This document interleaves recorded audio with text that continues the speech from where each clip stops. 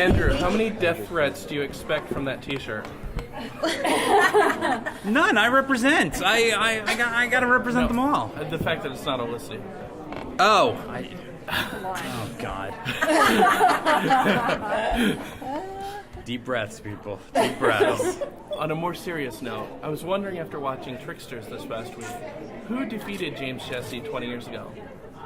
The cops. Yes, it's funny because Mark asked the same thing. That it's like I thought I was only around in response to the Flash, and we're obviously taking some liberties with that. But I assume it was just the cops, and we'll see. Well, there was also the gaping hole. We weren't quite sure if they were apprehended or if they slinked away. They were caught. There was actually a longer thing there, which just unfortunately, as always with these things, kind of fell to time. And there's a chyron on the TV when Iris and Eddie are talking at the end, which says, Trickster is apprehended. But it's certainly not the last we'll see of them. And yeah. So Mark Hamill's okay with returning on the show.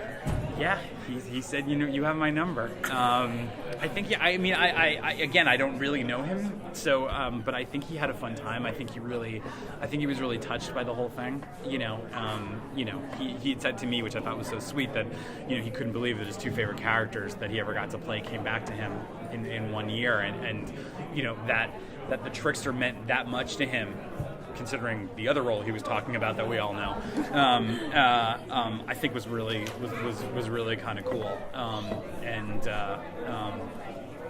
It was fun. It was, we don't, as always with these things, it could just be a gimmick, but, I think we really looked at it as, we don't have that character on the show. If you put all the rogues in one room, you've got Wentworth Miller and Anthony Kerrigan and Liam McIntyre. You got a bunch of really serious guys who are just all sort of glaring at each other. We didn't really have that sort of like that psychotic, brilliant, doesn't have any powers but is just as dangerous as anybody else character like the Joker, like the Trickster. So to bring that character onto the show and introduce him into the universe, and have Mark play it. So like he brought like a level of respect to it. I think it's as much as we were so excited to have Mark Hamill. I think it's really it's a good thing for the show, and it's a good thing to see in, obviously not every week, but it's a good thing to sort of see in the future what a character like that present, the kind of problems he would present to them. Because usually their problems are, how are we going to decide this scientifically, and it's not how are we going to outthink somebody who's insane but brilliant. And I think that's an interesting conundrum for them to have to face. And he got to say, "I am your father." I was just gonna say, thank you for letting me do that. I'm like, the geek with me just went. I feel so self-serving whenever I mention any of these things. But he said, I'm generally not one for a sort of self-serving, overt Star Wars reference, but this one made me laugh so hard. Yeah. It's okay. Which was really nice. The extended trailer that was shown the other day involved Firestorm, the Dark Arrow, and maybe Reverse Flash. Can you talk about that? Those are 4 characters who are on our show. It's part of it's part of the what we've built this whole year, especially the relationship between Barry and Oliver, going all the way back to Barry's first appearances on Arrow. You really are building this sort of friendship and this begrudging partnership and this learning, that both of them go through by being each other's friends. And to get to this point in the season where Barry's at his darkest moment, like who else is going to come and help him? It's almost like if we didn't do that, people would be sitting at home going, "I'm sorry, don't they know?"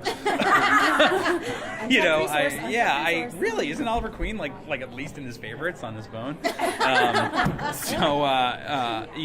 think that's what's fun for the fans. It's fun. It's certainly fun for us that we're when we sit down and we come up with like, well, what's the worst thing we can do to our character, and then how are we going to get out of that? Like being able to say, well, Oliver Queen can come help, or Ronnie Raymond can come and help, and that we have actors, who are as excited about that as we are, and certainly Stephen and Robbie. It was almost sort of as simple as, hey, do you guys want to be in a scene together? And like they're both like, yes, please. And they were so thoughtful about wanting to do it, and then both of them were so thoughtful afterwards about saying what a special treat it was for the both of them to get to do that. So it was sort of the best of everything. It was the best story we could tell, and it was sort of the best thing we could do for our friends and fellow actors. So. Thank you so we have one much. more. Which of the upcoming episodes excites you the most? Which are you excited for fans to see?